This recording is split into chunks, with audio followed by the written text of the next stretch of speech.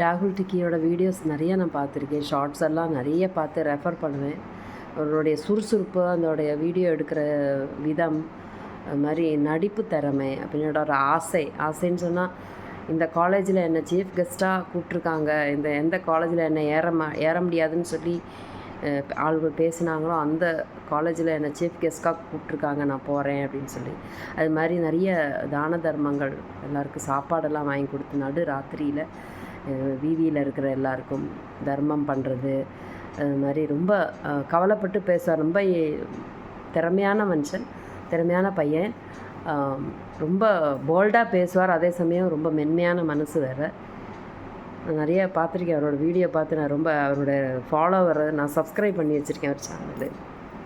இப்படி ராகுல் டிக்கின்ற பேர் எனக்கு ஞாபகம் இல்லை, ஆனாலும் அவர் முகம், அவருடைய ஷார்ட்ஸு இதெல்லாம் நிறைய பார்த்துருக்கேன். நேற்று தான் இந்த பையனோட முகம் பார்த்ததுக்கப்புறம் எனக்கு ரொம்ப ஷாக் ஆகி போச்சு.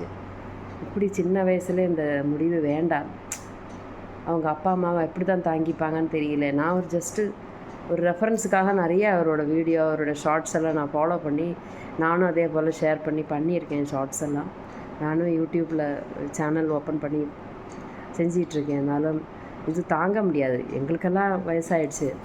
ஆனால் அந்த பையன், அந்த பிள்ளைய பார்த்து நான் பெருமிதப்பட்டிருக்கேன், ஷாக்காகிருக்கேன். இவ்வளோ திறமையாக, இவ்வளோ அழகு, நல்ல கலரு, சினிமா நடிகரெல்லாம் வருவார்னுலாம் நினச்சேன். அவரோட திறமையை பார்த்து சினிமா லோகம் என்னை வேண்டான்னு சொல்லிடுச்சு. அந்த சினிமாவில் நான் ஒரு பெரிய நடிகை காட்டுறேன்டா அப்படின்னு சொல்லிட்டு ஒரு சேலஞ்ச் பண்ணுற ஒரு ஷார்ட்ஸ் பண்ணியிருப்பேன். அதெல்லாம் பார்க்கும்போது ஒரு மனசில் அவ்வளோ ஆசை, கனவு இருக்குன்னு. பையனுக்கு கல்யாண விஷயம்லாம் எனக்கு தெரியாது, சின்ன பையன் மாதிரி தான் ஆகும். சின்னோண்டு ரூமில் உட்காந்து காலை குத்த வச்சுக்கிட்டு நம்ம லக்ஷ்மி ராமகிருஷ்ணனோட இதெல்லாம் நிறைய ஃபாலோ பண்ணுவார், இந்த ஷார்ட்ஸ் எல்லாம் பண்ணுவார். ரொம்ப நல்லாயிருக்கும். நானே அது பார்த்து சிரிச்சிருக்கேன். சில சமயம் வல்கராக பண்ணுவார், இருந்தாலும் நான் அது சொல்லியிருக்கேன், வல்கராக பண்ணாதீங்க, நல்லா பண்ணுங்கள் அப்படின்னு சொல்லிட்டு நான் நிறைய கமெண்ட்ஸ் போட்டிருக்கேன். பட் இந்த முடிவு என்னால் தாங்கிக்கவே முடியல, ஷாக்கிங்காக இருக்குது. எனவே அவரோட ஆத்மா சாந்தி அடையணும். அடுத்த பிறப்பு அவருக்கு இருக்கக்கூடாதுன்னு நினைக்கிறேன். அவர் பிறக்கக்கூடாது. இனி அவருடைய ஆத்மா பகவான்கிட்ட போய் அடைக்கலம் அடைஞ்சி அவர் நல்ல ஒரு நிம்மதியாக கடவுளோட சரணத்தில் பெறாத ஆகணும். திருப்பி இந்த லோகத்துக்கு வர வேண்டாம், அது அங்கேயே இருக்கட்டும். அதுபோல் இளமையான திறமை உள்ள எத்தனையோ பேர்கள் கண் திருஷ்டி மாதிரி இவ்வளோ திறமையாக இருக்காங்களே, சின்ன வயசில் இவ்வளோ ₹1,00,000 சம்பாதிக்கிறாங்களே, பொறாமை, கண் திருஷ்டி, இதெல்லாம் கல்லடி பட்டாலும் கண்ணடி கூடாதுன்னு சொல்லுவாங்க. அதுதான் சொல்கிறது, சின்ன வயசுலேயே அவங்களுக்கு ஏற்படுற அந்த நிலைமைக்கெல்லாம் ஆயுசு பகவான் எழுதி வச்சது இருந்தாலும் தாங்கிக்க முடியல. இவ்வளோ திறமையான ஒரு பிள்ளை.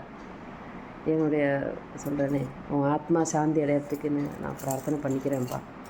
ராகுல் கிட்டி, நேற்றுலேருந்தே எனக்கு மனசே சரியில்லைப்பா. அது கேட்டதுலேருந்தே ஏதோ நம்ம வீட்டு பிள்ளைங்க கூட இவ்வளோ அளவாக நம்மளை என்டர்டெயின் பண்ணியிருக்காரு. நம்ம பிள்ளைங்க கூட அவ்வளோ சிரிப்பாக பேச, நம்மளை சிரிக்க வச்சு நான் பார்த்தேன். அந்த பிள்ளை அவனோட வீடியோ எப்படி வந்துக்கிட்டே இருக்கும் எனக்கு. நான் அவரை சப்ஸ்கிரைப் பண்ணலை, நான் அது பண்ணினேன். அதுக்கப்புறம் ரொம்ப நிறைய வீடியோ வர ஆரம்பிச்சிடும். நான் அது அன்சப்ஸ்கிரைப் பண்ணி வச்சுட்டேன். ரொம்ப நிறைய வீடியோ எப்போ பார்த்தாலும் திறந்தா அவன் வீடியோ தான் வரும்.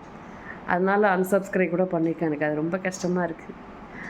இப்போ நான் சப்ஸ்கிரைப் பண்ணிக்கிறேன், நீ வீடியோ போடுவியா திருப்பி? கஷ்டமாக இருக்குப்பா.